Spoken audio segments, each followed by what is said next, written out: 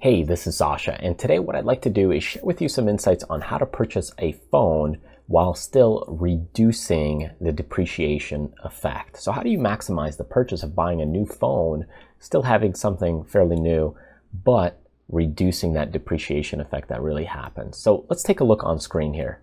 Well, if we take a look at the overall depreciation process when you're buying a brand new phone, and let's just say that this is the time and age of that new phone. It could be a new device, a laptop, versus the value or the cost. Typically what happens is with time, you start to lose value in that item, okay? And eventually you get to this leveling off stage where you just don't lose that much value within that time frame.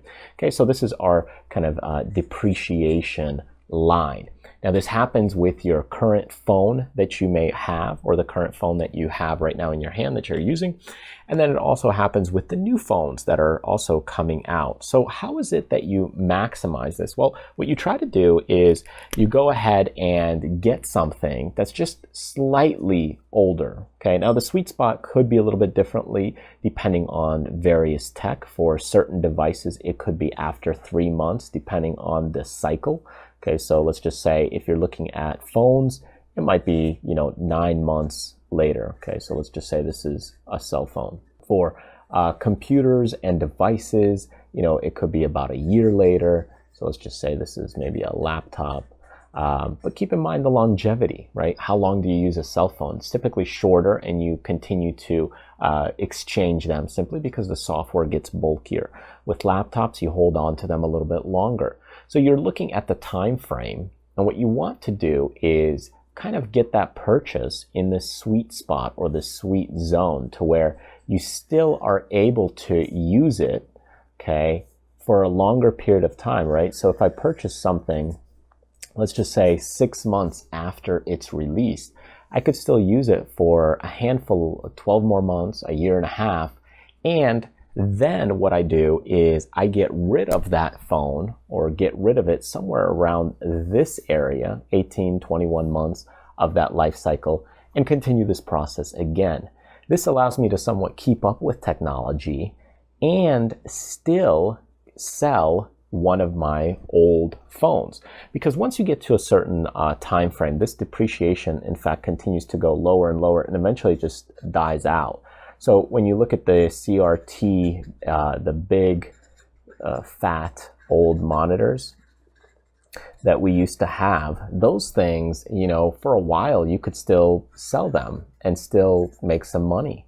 But eventually when LCDs or the thin displays started to hit the markets, these also were depreciating. But then once the LCDs came out, you still probably could sell those big fat monitors, but I remember a buddy of mine actually just threw those out. He couldn't even give them away. So there was a point, and then all of a sudden they just dropped, and then they were garbage after that. So there's that point that you don't want to miss that window where you're just at a total loss, and that's what you want to really avoid. So if you're still looking to get something back from your tech, from your cell phones, don't miss that window. But if you get in there like 6 months later, 9 months later, after something is released, even though they're making announcements that they're going to have the next version coming up, then what you do is you get in right there, you still have that time frame or that window for another year, year and a half, and then after that, when they release or talk about the next one, you get out of it, sell that one,